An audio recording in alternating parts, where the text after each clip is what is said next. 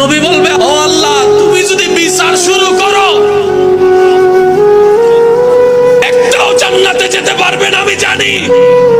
আর আমি, আমারও শর্ত, আমার উম্মত ছাড়া আমি জান্নাতে যাব না। এবার তুমি কি করবা করো, এবার তুমি কি করবা করো, এবার তুমি কি করবা করো। নবীজি প্রথম হাসরের ময়দানে উঠেই প্রথম যে কথাটা বলবেন, ইয়া আখি জিবরাইল আইনা উম্মতি।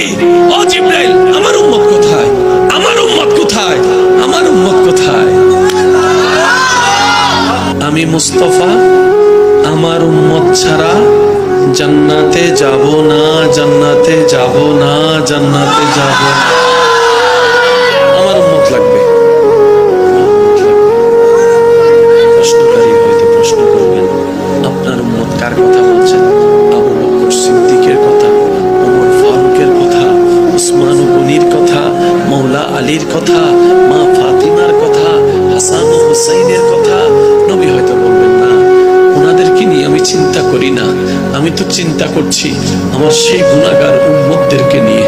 আমাকে চিন্তা করছি আমার সেই গুনাহগার উম্মতদেরকে নিয়ে, যাদেরকে আমি সুপারিশ না করলে জান্নাতে যাওয়ার কোনো সুযোগ হবে না। আমি আমার উম্মতের কথা ভাবছি। এই বলে নবী যাবেন। রব বলবেন, হাবিব, সবার জন্য রেখেছি, আপনার জন্য রেখেছি মকামে মাহমুদ, মকামে মাহমুদ, মকামে মাহমুদ। নবী সেদিন বলবে, আল্লাহ, আমার আসনের দরকার নাই, আমার আসনের দরকার নাই।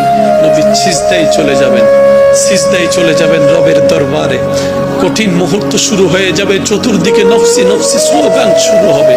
নবী সিজদায় চলে যাবে। নবী সিজদায় যাওয়ার পর আল্লাহ তাআলা বলবেন, ইরফা রাসাক। ও নবী, মাথা কেন নিচু করলেন, সিজদায় কেন পড়লেন? আজকে তো আপনার কান্না করার দিন নয়, আজকে তো আপনার হাসার দিন, আনন্দের দিন, আনন্দের দিন। অন্যদের না নফসি নফসি করার দিন, আপনার তো নফসি নফসি করার দিন নয়, আপনার তো কান্না করার দিন নয়। ও হাবিব, তায়েফে অনেক কেঁদেছেন, আমি আল্লাহ মানা করি নাই। মক্কায় অনেক কষ্ট করেছেন, আমি মানা করি নাই। আপনি বদরের মধ্যে অনেক কষ্ট করেছেন, আমি মানা করি নাই। আপনি উহুদে দন্দান শহীদ করেছেন, রক্তাক্ত হয়েছেন, আমি মানা করি নাই। আপনি আমার জন্য যথেষ্ট করেছেন, আমাকে খুশি করার জন্য, আপনি আমার প্রেমের পরীক্ষায় দেওয়ার জন্য যথেষ্ট করেছেন। হাবিব, হাসরিটা আপনার জন্য। আর সে হক হে মসনদে রিফাত রাসূলুল্লাহ কি, দেখনি হে হাশর মে ইজ্জত রাসূলুল্লাহ কি। ইরফা রাসাক।